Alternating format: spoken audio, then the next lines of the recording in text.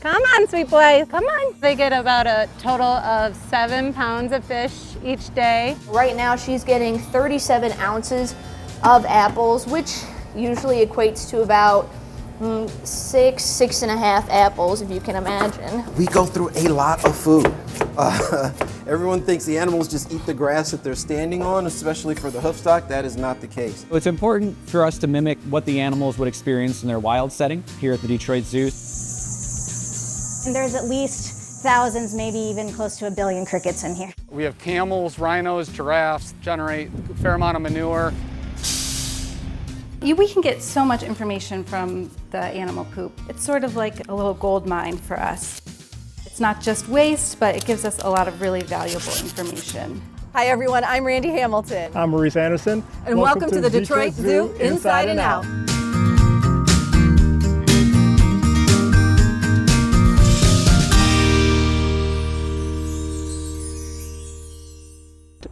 So Maurice, you talk to so many visitors every day. What is one of the favorite questions that you hear? I often get asked how many animals we have and what some of our largest animals are. I always tell guests we have over 2,000 animals of 200 species and that our largest animal is the rhinos. So what are some of the questions you hear? Oh, I get everything from what are they eating right now, which I wish I knew, but then I have to remind them that we have amazing caretakers who think of the diets that those animals need every day. One of the closest encounters that you'll get here at the Detroit Zoo is our giraffe encounter, where guests have the unique opportunity to go up on the platform and feed our giraffes. We have little ones that get to take the leaf and put it in the giraffe's tongue, which is amazing. They absolutely love that. And the reaction to the tongue is always one of my favorites. It's those connections and those sparks. It makes it so special. So we're always talking about food and how much food we have here at the Detroit Zoo, how much we feed the animals, what do they eat? How much food would you say we go through for the specific animals? Oh my goodness, so much food. And not only is it prepared expertly, but it's prepared very carefully and fed to the animals very carefully. Every week, the animals go through almost 2 tons of produce, over 900 pounds of fish, and over 80 pounds of browse. And what is so cool about the browse that we have here is many of them are grown on grounds, and then the staff will go out and cut them down and put them in the freezer so that they can be served to the animals throughout the year. It's the coolest story. So there's a lot of mouths to feed at the Detroit Zoo. We talked about how much food we go through each week, and that's a lot of prep work that goes into that. You talk about some of the things that go into before we open the zoo to get all that food prepared. Before the zoo opens, it's actually quite magical. Many things are happening throughout the zoo to prepare for the day. The amount of hours in preparation to cut vegetables, separate out hay, and then the fact that they have to send that all out in trucks and in packages for all of the different specialty care teams to take out and get ready for the animals to enjoy. It's an incredible operation to watch. Here in the commissary, we just want to make sure everybody eats, everything eats. So we have to keep it all going. It was nice. We had a volunteer come in here not too long ago, and she said that this was kind of the heart of the zoo, which really warmed my heart. The recipe is going to get them 800 grams of various produce right here, a lot of root vegetables, and then we'll add some romaine at the end. Hello, my name is Thomas Brown. I'm a zookeeper here at the Detroit Zoo. Been working in the commissary for about 3 years now. And commissary is, of course, the diet prep for the animals at the zoo. Hey, my name's Katie Kaufman. I'm part of the birds department here at the Detroit Zoo. I've been here for 2.5 years, a little over that, and now I am the birds commissary keeper. I have been for almost a year now, and it's nice and cold in there. And this is our produce cooler, so everything has to be separated out. So all of my produce will hang out in here. All of my fish and meat produce actually hangs out in a different fridge. So we have plenty of fruit for everything, and when I mean everything, I mean everything. Our cassowary Neo, who is our female cassowary, she consumes about 18 pounds of fruit a day. So that equates to a little over 120 pounds of fruit every single week. Yeah, Neo absolutely loves her grapes, which makes it such an awesome training tool for her because she finds it very reinforcing. I tried a few times to give her cherry tomatoes, which look like grapes, and once she figured out that they weren't actually grapes, she was like, no, no, no. For a cassowary, since she's a very, very large bird, she actually weighs around 130 to 140 pounds. You can actually make her diet pretty big. So I usually just cut these apples in half Depending on the animal, we'll cut it up small or large. It has to be something they consume. Sometimes we'll cut it up to a different size so that they can hide it or spread it into something to make it more interesting for them. It's usually a couple of hours a day of chopping up and prepping food. And then the rest of the time is taking the food out to deliver, going back and forth to different animal training sessions. When we do our diets, it is by the prescription of the vets, and the vets will tell us what each animal and a range of things, what each animal is supposed to be eating, and from that we'll develop a recipe for the animal. My name is Dr. Ann Duncan, and I'm the Associate Vice President of Life Sciences at the Detroit Zoo. So we start by learning about what the animals that we care for here would be eating in the wild. And then we look at all of the foods that we have available to us here in Michigan, in this area. And we try to put together a diet that not only meets their nutritional needs, but also meets their behavioral needs. So that they can have natural feeding behaviors, whether that means hunting for something, whether that means tearing apart a carcass and exercising their jaw and their claws and their muscles and their mind as they take apart a carcass. We look at all of those things, and then we put together a diet that meets all of those needs. When it comes to the food that we feed here at the zoo, one thing that might be surprising is that all of it is of the quality that could be served in a restaurant or eaten by any of us, any humans. All of our food comes from the same places where we get our food. We aren't using any second-rate produce, any produce or foods that are not fit for human consumption. So we're paying the same amount of money and buying high-quality foods for all of our animals. So the day-to-day diets that we feed, they can get us usually to a really very good nutritional place. Just like with the diets that we eat, you want to be eating a large variety of fresh, nutritious foods in order to meet most of your needs, but then adding a little bit on top of that in the form of a supplement can really help in some cases. We also put a little calcium supplement on it every day. It's for bones and structure, so just also for when she does have eggs. Our rhinos are eating hay that's built here in North America, but we know from some research studies that they need some additional vitamin E, and so we offer that in a supplement that they get. They get a specialized pellet that is got all the nutrition needed for herbivores, and this is one of their favorite foods. And then they also get vitamin E supplement, so I put that on their food. And you can see Jasiri's real excited for breakfast.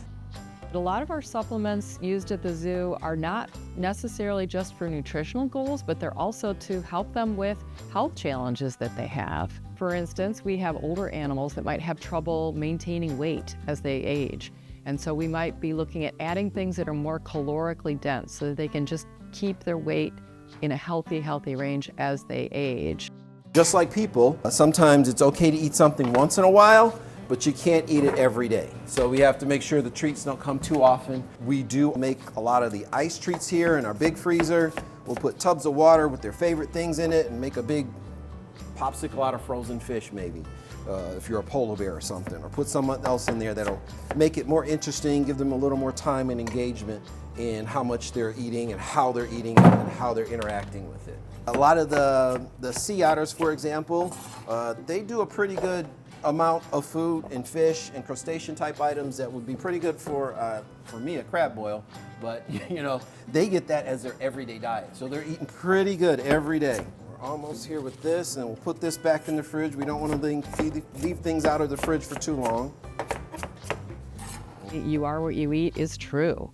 And so having a good diet, having all of the nutrients that you need is key to your health. It's key to having a healthy body condition.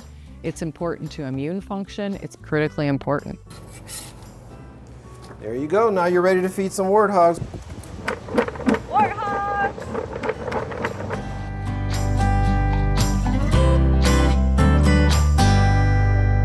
They chirp 24 hours a day, though probably louder overnight. We go through thousands of crickets every week. Here at the Amphibian Center, there's always crickets in our shirts or crickets in our boots, and you know, it's always a fun game to see where one shows up. It could be anywhere at any time.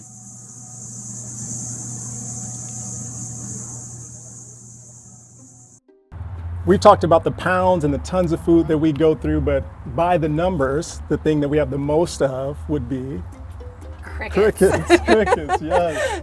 And you know, what's amazing about that is those crickets have an amazing life here. And our teams actually came up with that idea to not only breed crickets here and ensure that they have a great quality of life until they do actually have to become diet for an amphibian or another animal, but the fact that we have an opportunity for our teams to create ideas along those lines to enrich the lives of the animals that live here is pretty incredible.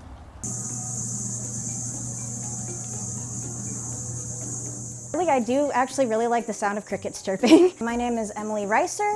My job title is technically amphibian zookeeper, but specifically I'm assigned to the cricket room. And there's at least thousands, maybe even close to 1 billion crickets in here. That one's actually laying eggs right now. So you can see her moving her ovipositor up and down to get in the dirt. So there you go.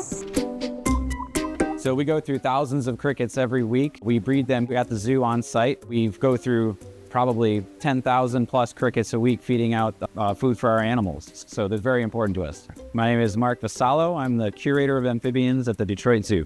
So here at the Amphibian Conservation Center, we feed live crickets because it's more stimulating. When we feed live animals, it's important for them to have the sensation and the experience for their own welfare of hunting, sensing their prey, stalking their prey, and then consuming their prey. For the animals here, that's an important enriching process that we promote. Crickets are great because they'll eat whatever you put in front of them, so if we know like something needs more vitamin A, etc., we can easily make sure they eat those things and have them in their guts for what eats them. So even before the crickets come to the building, we feed them a specialized diet to get them ingesting good nutrients that will then be ingested by the frogs and newts and salamanders at the amphibian centers. They're eating lettuce, they're eating sweet potatoes. After that, we bring them to the building, we dust them with minerals and vitamins, and then we feed them out using deli cups. A good indicator of like what size to feed them is usually the space between their eyes. We try to go a little bit smaller than that because we don't want them to choke on it. And we also have to be careful about how we feed them because certain animals hunt and find their prey in different ways. So we have to make sure we put them, for instance, in a tree if they're arboreal, meaning they live in the tree, or if they're a more terrestrial or a species that lives on the ground, we'll scatter them more on the ground. Almost all of our terrestrial amphibians have crickets of various sizes. A lot of people are familiar with reptiles eating crickets. And birds as well, the free flight aviary gets regular orders. But what folks might not know is it's great enrichment for some of our mammals like aardvarks have them, a lot of our bears have them, because in the wild they'll be flipping over logs and eat whatever grubs and insects are under there. So it's a great enrichment item and also something that our bigger mammals can chase and hunt safely and still get a lot of joy from chasing after what might be moving popcorn to them. We also have dubia roaches. Similar to crickets in that, just like them, they don't really have like a larval stage. Like from hatching, they also are just smaller versions of their adult cells. So in that way, they're also really great for feeding our wide variety of animals in a wide variety of sizes. Like especially some of our larger frogs love dubias, but we like to give a variety. When I'm watching them hunt and go through these natural processes, each and every one of these amphibians has their own way of finding their food, sensing their food. And so for a person who's worked with them and studied them for so long, each one is a specific way of reaching it, either with their tongue or grabbing with their mouth. Some of them have tiny little teeth they hold their prey with if they're a giant salamander, for instance. So each one of them, to me, is kind of a little insight into what they would be doing in the wild. And each one is unique and pretty special to me to watch eat.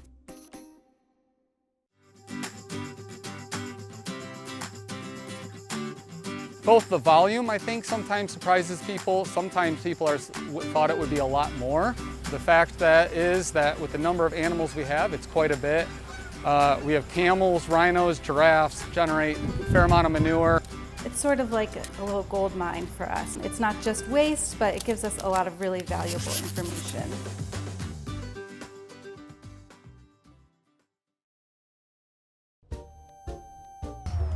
Do you know what brown gold is? No.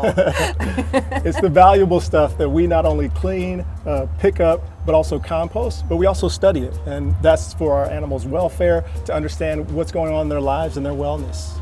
So we are studying poo. That's really what you're saying. Absolutely. Yep. These are fecal samples from our female swamp monkey, and I will be measuring them for cortisol.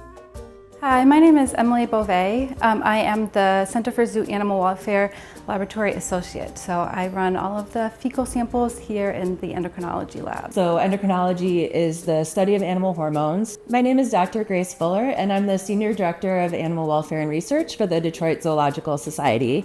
We can get so much information from the animal poop. You know, so many different types of hormones, so many types of information that can help us about their health. So it's sort of like a little gold mine for us. It's not just waste, but it gives us a lot of really valuable information. We have two sort of main lines of research that we do here in the labs. One of that is reproductive monitoring. So we're measuring hormones like progesterone and estrogens that can give us an idea if an animal is cycling reproductively or potentially if they're pregnant. And then our other line of research concerns what we would call stress. Stress is something we're all familiar with. It's normal. Every animal experiences it. It's not even necessarily a bad thing. But knowing when an animal is responding with more or less stress can kind of give us an idea of whether we're caring for them in the best possible way that will help them thrive. So if we can look at an animal's hormones related to stress in two different conditions, we're able to say sometimes, this way that we're caring for them might be better. So we've used that approach, for example, to study whether we should house the gorillas together as a group overnight or whether we should let them have a little break and sleep separately. If you have animals that are living in social groups, you need to find a way to figure out whose sample belongs to who. Often the animal care staff will feed the animals something like non-toxic glitter or a non-toxic sort of food dye that we're able to use to help identify the samples. The samples get frozen and then they get freeze dried. So we're taking all the water content out of the samples, and then after they're freeze dried, they get crushed into a fine little fecal powder. And then what I'm doing right now is weighing the samples that have already been crushed. Then I will extract the hormones from them, and that involves just adding ethanol and shaking the samples up for a good amount of time. And then what's left in that ethanol will be the steroid hormones that we are targeting. And then from them, I will run something called an assay, and then that will give us the hormone concentration. So a few steps to get to that final hormone, but they're all equally important. You can't just go to the drugstore and get a pregnancy test for a giraffe or a lion. So we are able to look at fecal progesterone levels in a lot of animals, and the first time that we did this in the lab, we had really wonderful results. When we first got into the sort of reproductive monitoring, I was able to confirm that Zara was pregnant with Jehudi back in 2022, and it was sort of the first time we dipped our toes into that. And so being able to say this animal is pregnant and let the keeper staff know, that was really very rewarding. And this type of research and monitoring efforts help us really make sure that we're doing the best possible care that we can for them. So I'm going to ask you, what do we do with all the poo? Yeah, so we have a ton of food that we give, and so there's a lot of waste that comes out. So the waste that we have here at the Detroit Zoo, we turn that into herbivore compost. And so we really are trying to make it a full cycle from they eat the food, there's waste, but we have something that we can utilize here at the Detroit Zoo.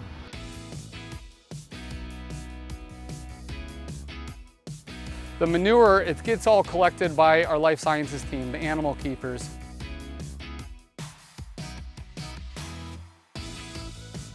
It then goes into these metal hoppers and these bins.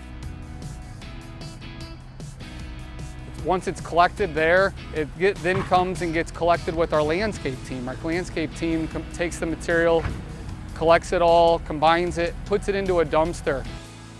I'm Andy McDowell, Manager of Sustainability with the Detroit Zoo. So the material really, the way we quantify it is it's about 10 to 12 cubic yards each week. That gets all put into a 20-yard dumpster and it's hauled off every 2 weeks. Right about 540 cubic yards each year. It's fairly consistent. We then take that material off-site to an industrial composter. So they get the temperatures up very hot, and with that heat, it actually kills off a lot of bacteria, a lot of the pathogens, and it really helps manage a lot of the weed seed that could be mixed in from the yard waste. Once it's generated down into compost and broken down, they are then able to package it up into different sizes, scales, depending on where they sell it. Ourselves here at the zoo, we receive a couple of truckloads back, and those truckloads, we then each spring get it. We're able to reuse that on campus at our facilities. We also package some of that up ourselves here, which we will then sell in our shop at the zoo shop. When people come and visit us during Greenfest, many attendees walk away with gallon buckets of zoo poo and put it into their own gardens at home. But I hear it is the best compost around. So we got a chance to learn a lot about how much animals eat today. Absolutely.